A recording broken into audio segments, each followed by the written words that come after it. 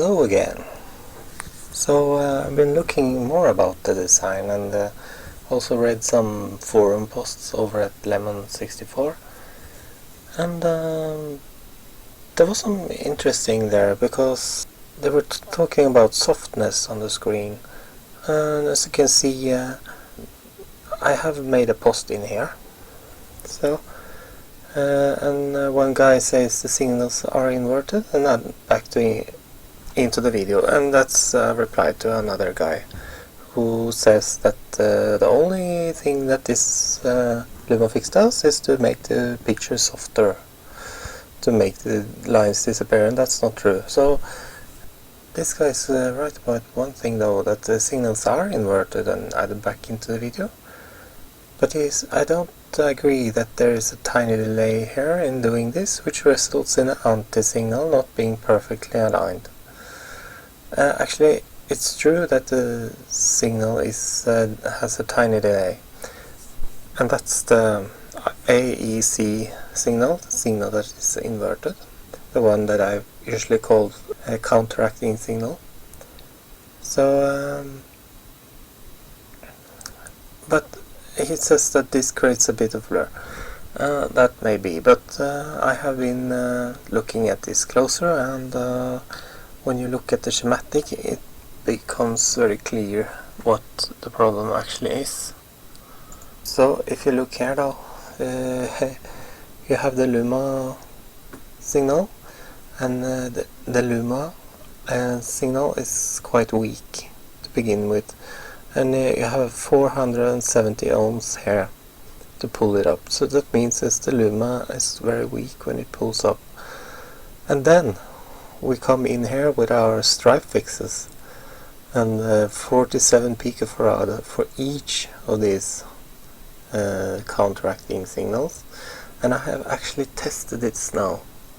When I remove one by one of these, the signals and the picture on the screen actually gets better.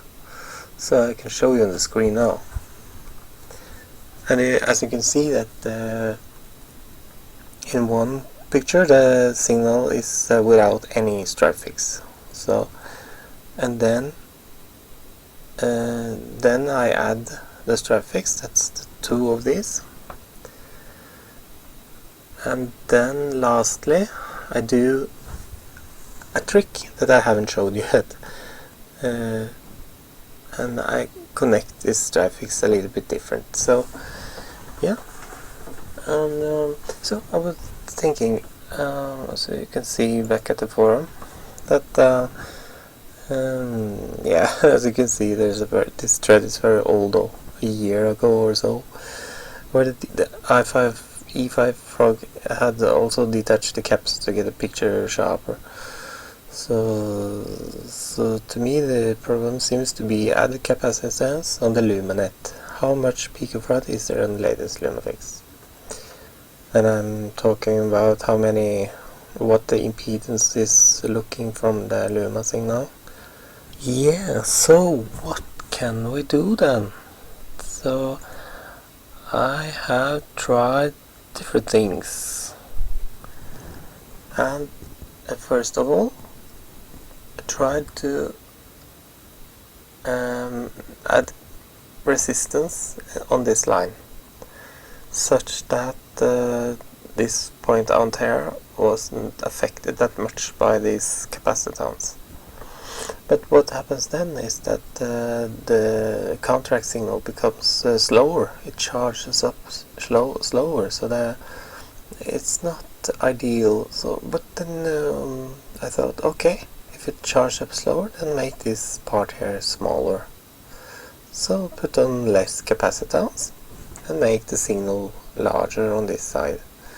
So I did that. Well, it worked a little bit, but still there was you could see that when you attach this wire here to the Luma, you could see on the screen that there was still some sharpness being lost though. So, but then I had another idea, and that actually works. So I took this wire here, detached it,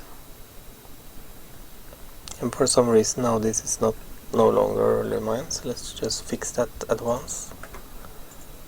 It should say Luma in. Yeah. This wire is no longer Luma in. Call it verb. Yeah. So I don't mix up again. Okay, so what I did, I took this wire here. I routed it to the output.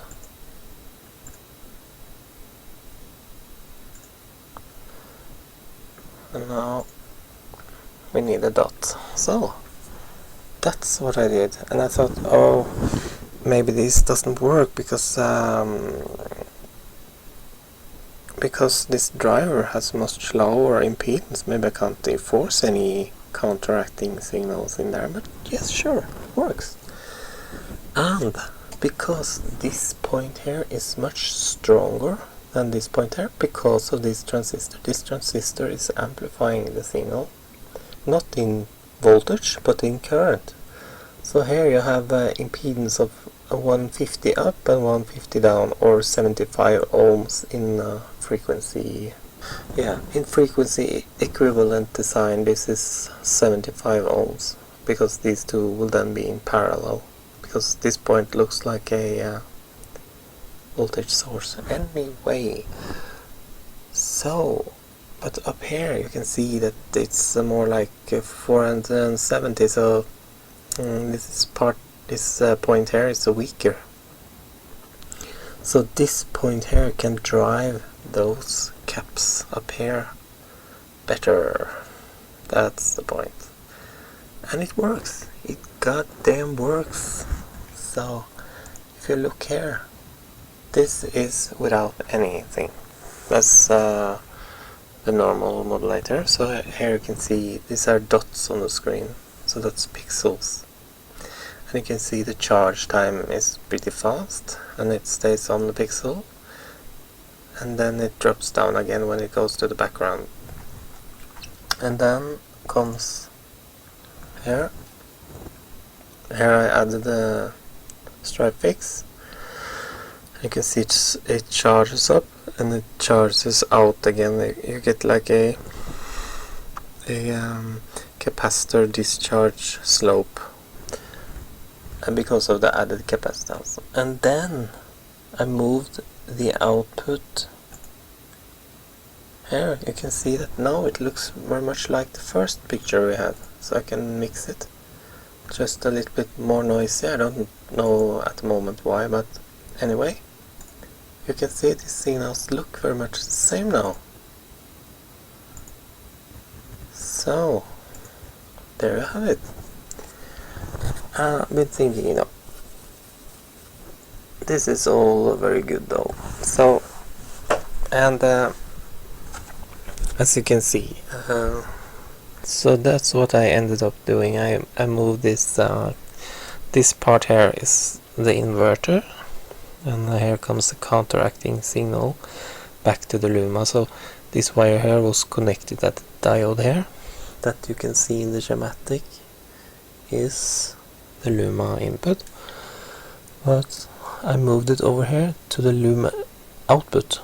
So, and yeah, that works pretty well. So I will stick with that. But now we must remember that this board is for it can go under the VIC chip, and if you configure it differently, like I said in the first video, or that was the original plan anyway, that like the breadbin box that I already have a modulator, and then I want the board to go under a VIC chip and not necessarily do anything with the Luma other than Stripefix. But then I have a problem, because I do produce the Luma here, or I do interface the Luma before I have the Stripefix. So then I'm back to square one. So I have to somehow have a solder jumper like I had earlier. So I have to take care of that. So Let's see what we can do in the schematic. Let's go ahead and connect these together. And then we need to connect this back here. And ta-da! Here you go. So yeah, and I'm still here, just so you have me. Yeah, so by the way, check out this video. I took some video of a game. I tried a random one on my SD card. It's called Evolution. It's from 1982 by Sydney Corp, I think. And I don't remember exactly, but I just thought it was so charming. Those little figures and the whole story. As you start as one amoeba, I think, or a fish, or what it is, and then you become a frog, and eventually you become a human. So I thought it looked so cool. So just we'll let it run here on the end of the video, and you can see that oh, by the way, you can see the colors. They are brilliant. I haven't mentioned this before, and I think it's because I had something wrong on my modulator, but this S-video is so superior to composite and the RF. Of course RF is shit, but S-video, wow, it's so good. So, and I don't know if I said it before, but I have made a cable, so I have S-video on my screen also. Yeah, okay, thank you, see you another time.